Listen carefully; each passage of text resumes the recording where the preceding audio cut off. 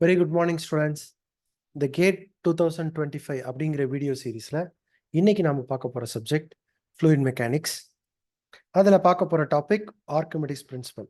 ஏற்கனவே இந்த Archimedes பிரின்சிபலோட floating பாடியை பற்றி நம்ம ஏற்கனவே ஒரு வீடியோ பார்த்துருக்கோம். அந்த வீடியோவோட லிங்கை இந்த வீடியோவோட டிஸ்கிரிப்ஷனில் கொடுக்குறோம். அதையும் பார்க்காதவங்க பார்த்துட்டு இந்த வீடியோவை பாருங்கள். அப்போ ஏற்கனவே நம்ம பார்த்தது ஃப்ளோட்டிங் பாடி. இன்னைக்கு நம்ம பார்க்க போகிறது சப்மர்ஜ் பாடி. சப்மர்ஜ் பாடி அப்படிங்கிறது மூழ்கி இருக்கக்கூடிய பாடி. இதோட கான்செப்ட் என்ன, அதுக்கப்புறம் அந்த கான்செப்டை யூஸ் பண்ணி ஒரு சாம்பிள் ப்ராப்ளம், அதைத்தான் இன்னைக்கு வீடியோவில் நம்ம பார்க்க போறோம். ஸோ சப்மர்ஜ் பாடி அப்படின்னாலே மூழ்கி இருக்கக்கூடிய ஒரு பாடி அப்படின்னு பொருள். ஃப்ளோட்டிங் பாடினா மிதக்கிறது, சப்மர்ஜ் அப்படின்னா மூழ்கி இருக்கிறது. இப்போ நம்ம ஃப்ளோட்டிங் பாடி அந்த வீடியோ நீங்கள் பார்த்துருந்தீங்கன்னா நம்ம சொல்லியிருப்போம், ஒரு பொருள் எப்போ மிதக்கும் அப்படின்னா அதோட வெயிட் கீழ் நோக்கி ஆக்ட் பண்ணக்கூடிய அதோட வெயிட்டை பாயன்சி ஃபோர்ஸ் அப்படின்னு மேல் நோக்கி ஆக்ட் பண்ணக்கூடிய ஃபோர்ஸ், அதாவது தண்ணி கீழே இருக்கு. இப்போ ஒருவேளை பொருள் வந்து தண்ணியில மிதக்குது அப்படின்னா அந்த தண்ணி கொடுக்கக்கூடிய மேல் நோக்கி கொடுக்கக்கூடிய விசை பேலன்ஸ் பண்ணுச்சுன்னா அது மிதக்கும், which is nothing but a floating body அப்படின்னு நம்ம ஏற்கனவே பார்த்துருக்கோம். இப்ப இது பேலன்ஸ் பண்ணல அப்படின்னா அந்த பொருள் மூழ்கிரும். கிட்டத்தட்ட நம்ம ஏற்கனவே சொன்ன மாதிரிதான், நம்ம நேரா நிக்கிறோம் அப்படின்னா நம்மளோட வெயிட்டும் கீழ் நோக்கி போகக்கூடிய நம்மளோட வெயிட்டும் மேல் நோக்கி பூமி கொடுக்கக்கூடிய ஆப்போசிட் ஃபோர்ஸும் ஈக்குவலா இருக்குன்னு அர்த்தம். அப்பதான் நம்ம ஸ்டேபிளா இருக்கும்.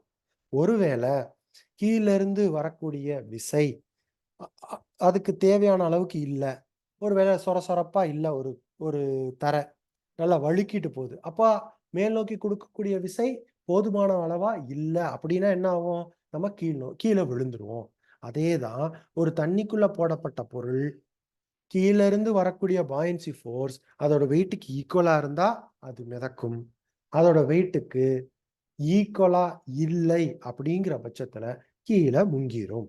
அதுதான் சப்மர்ஜ் பாடியோட கான்செப்ட்ஸ். அப்ப அதான் ஃபர்ஸ்ட் லைன்ல கொடுத்துருக்கோம், weight of the object is not equal to the buoyancy force. அப்ப நமக்கு ஏற்கனவே தெரியும், இந்த பாயன்சி ஃபோர்ஸ் அப்படிங்கிறது இந்த டிஸ்பிளேஸ்டு ஃப்ளூயிட், இங்க பொருள் வெளியில போகுதுல, இப்ப தண்ணி வந்து இந்த எட்ஜ் வரைக்கும் வச்சிருக்கோம், ஈவன் ஒரு டிராப் வந்தாலும் தண்ணி வெளியில போயிரும்னு வச்சிருக்கோம். இப்ப இந்த பொருள் உள்ள வந்தோடனே டிஸ்பிளேஸ்டு ஃப்ளூயிடை வெளியே கொண்டு போயிருது. அப்ப இந்த ஃப்ளூயிட் பேர் தான் டிஸ்பிளேஸ்டு ஃப்ளூயிட் அப்படின்னு அர்த்தம். இந்த டிஸ்பிளேஸ்டு ஃப்ளூயிட் கொடுக்கக்கூடிய விசை பேர் தான் பாயன்சி ஃபோர்ஸ். இப்ப இந்த ஃபோர்ஸ் போதுமான அளவாக இல்லை, அப்ப வெயிட்டுக்கும் இதுவும் ஈக்குவலா இல்லை. இப்ப நமக்கு வெயிட் வந்து ஆல்ரெடி நம்ம கண்டுபிடிச்சிடலாம், பாயன்சி ஃபோர்ஸையும் நம்ம கண்டுபிடிச்சிடலாம், ஏற்கனவே நம்ம ஃப்ளோட்டிங் பாடியில பார்த்த மாதிரி. ஆனா ரெண்டும் பேலன்ஸ் ஆகலைன்னா எப்படி நம்ம ஒரு கான்செப்டை நம்ம அனலிட்டிக்கலா இதை எப்படி சால்வ் பண்றது அப்படின்னா இதை ஈக்குவேட் பண்ணணும். எப்படி ஈக்குவேட் பண்றதுன்னா அதுதான் இந்த சப்மர்ஜ் பாடியோட முக்கியமான கான்செப்ட். அப்ப எப்படி ஈக்குவேட் பண்ணலாம்னா, weight of the object in air minus weight of the object in liquid. அப்ப ஏர்ல தனியா இருக்கிறப்ப, உதாரணத்துக்கு இந்த இடத்துல இருக்கிறப்ப இதோட வெயிட் என்னன்னு எழுதிக்கணும். அத weight of the object in liquid, உள்ளுக்குள்ள தண்ணிக்குள்ள முங்கின பிறகு ஒரு வெயிட் இருக்கும்ல, அதை சப்ராக்ட் பண்ணிட்டோம்னா அது பாயன்சி ஃபோர்ஸ்க்கு ஈக்குவலா இருக்கும். இப்ப இந்த லெஃப்ட் ஹேண்ட் சைடு கொஞ்சம் கம்மியாயிடுச்சா, ஒரு வேல்யூ வச்சு கம்மி பண்ணிட்டோம்னா அப்ப அது பாயன்சி ஃபோர்ஸோட ஈக்குவல் ஆயிடுது. இப்ப இந்த காரணத்தினாலதான் நம்ம வெளியில இருக்கிறப்ப இப்ப பாத்தீங்கன்னா தெரியும், எப்படியும் இது weight of the object in air தான் அதிகமா இருக்கணும், ஏன்னா அதுல இருந்து தான் weight of the object in liquid கழிக்க போறோம். அப்ப ஏர்ல இருக்க வெயிட் வந்து அதிகமா இருக்கணும், தண்ணிக்குள்ள கம்மியா இருக்கணும். ஏற்கனவே நமக்கு தெரியும், ஒரு ஸ்விம்மிங் பூல்ல போயிட்டு ஒரு 50 கிலோ இருக்க ஆளை உள்ளுக்குள்ள வச்சு நம்ம தூக்கணும்னா ஈஸியா தூக்கிடலாம். ஆனா அதே ஆளை வெளியில இருக்கிறப்ப தூக்கணும்னா நம்மளால தூக்குறது கஷ்டமா இருக்கும். ஏன் அப்படின்னா தண்ணிக்குள்ள இருக்கிறப்ப அந்த தண்ணியும் நமக்கு மேல் நோக்கி ஒரு விசை கொடுக்குது, நமக்கு கிட்டத்தட்ட ஹெல்ப் பண்ற மாதிரி இருக்கு. அதுதான் இங்கே யூஸ் பண்ண போறோம். அப்ப இதை எப்படி சார் இங்க நம்ம கால்குலேட் பண்றது அப்படின்னா, இது ரெண்டும் கிவன்ல ப்ராப்ளம்ல கொடுத்துருவாங்க. இப்போ இதை எப்படி கால்குலேட் பண்றது? பாயன்சி ஃபோர்ஸ் அப்படின்றது டிஸ்பிளேஸ்டு ஃப்ளூயிட் கொடுக்கக்கூடிய மேல் நோக்கி கொடுக்கக்கூடிய விசை. அப்ப ஏற்கனவே நம்ம பார்த்துருக்கோம், ஃபோர்ஸ் அல்லது வெயிட் இது ரெண்டுக்குமே நமக்கு ஒரே யூனிட் தான், நியூட்டன். இதை எப்படி கால்குலேட் பண்ணலாம்னா density into volume into gravitational force. இப்போ இந்த டிஸ்பிளேஸ்டு ஃப்ளூயிட் கொடுக்கக்கூடிய ஃபோர்ஸ் அப்படின்றனால இந்த டென்சிட்டியில் ஃப்ளூயிட், வால்யூமில் இது ஏன் சார் ஆப்ஜெக்டோட வால்யூம் கொடுக்குறோம் அப்படின்னா, இதே ஃப்ளோட்டிங் மாடலில் பார்த்தா இங்கே டிஎஃப்னு கொடுத்துருப்போம். ஏன் அப்படின்னா அது பகுதி மட்டும்தான் தண்ணிக்குள்ள இருக்கு. இங்க சப்மர்ஜ் பாடின்றனால ஃபுல் ஆப்ஜெக்ட்டுமே உள்ளுக்குள்ள முங்கி இருக்கு. அப்ப அதோட ஹோல் வால்யூமே எடுத்துக்கலாம். இங்க கிராவிடேஷனல் கான்ஸ்டன்ட் ஜி. ஒருவேளை நமக்கு weight of the object in liquid தான் வேணும் அப்படின்னா weight of the object in ஏரை பாயன்சி ஃபோர்ஸ்ல சப்ராக்ட் பண்ணா நமக்கு கிடைச்சிடும். அப்ப நமக்கு ப்ராப்ளம்ல என்ன கொடுத்துருக்காங்க அதுல இருந்து நமக்கு தேவையானதை இது மூலமா கண்டுபிடிச்சிடலாம். இப்போ இது ஒரு ப்ராப்ளம் நம்ம சால்வ் பண்ணோம்னா உங்களுக்கு ஈஸியா புரியும். இப்போ இந்த ப்ராப்ளம் இதுதான்.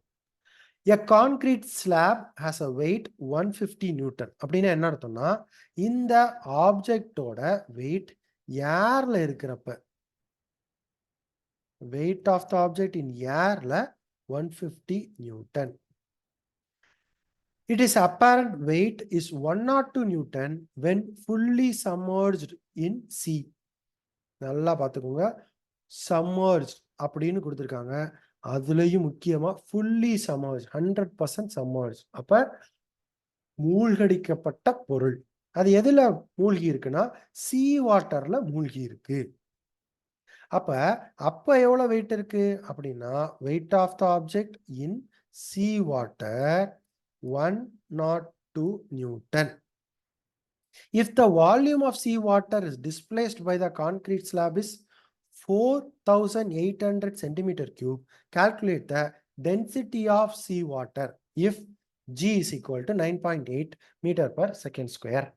இப்போ நமக்கு ஏற்கனவே தெரியும் weight of the object in air minus weight of the object in displaced fluid. இங்கே நமக்கு seawater which is equal to buoyancy force.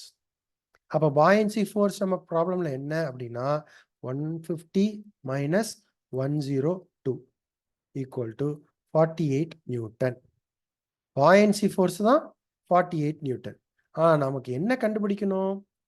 calculate the density of the sea water. இப்போ density of the sea water எப்படி கண்டுபிடிக்கிறது? ஏற்கனவே weight of the slab minus apparent weight 48 Newton கண்டுபிடிச்சிட்டோம்.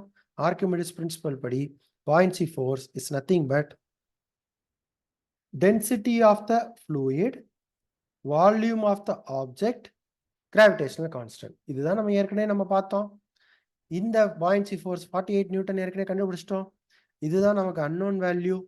Volume 4800 centimetre cube. அதை metre கியூப்ல convert பண்றப்ப 10⁻⁻6 மாறியது into 9.8.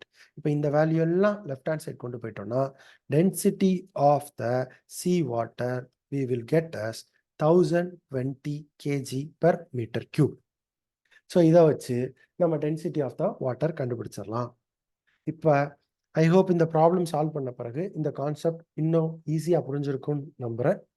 உங்களுக்கு இன்னும் டவுட் இருக்கு அப்படின்னா இந்த வீடியோ கீழே கமெண்ட்ல டைப் பண்ணுங்க. எவ்வளோ சீக்கிரம் முடியுமோ அவ்வளோக்கு அவ்வளோ சீக்கிரமாக ஆன்சர் பண்ண ட்ரை பண்ணுறோம். தேங்க்யூ.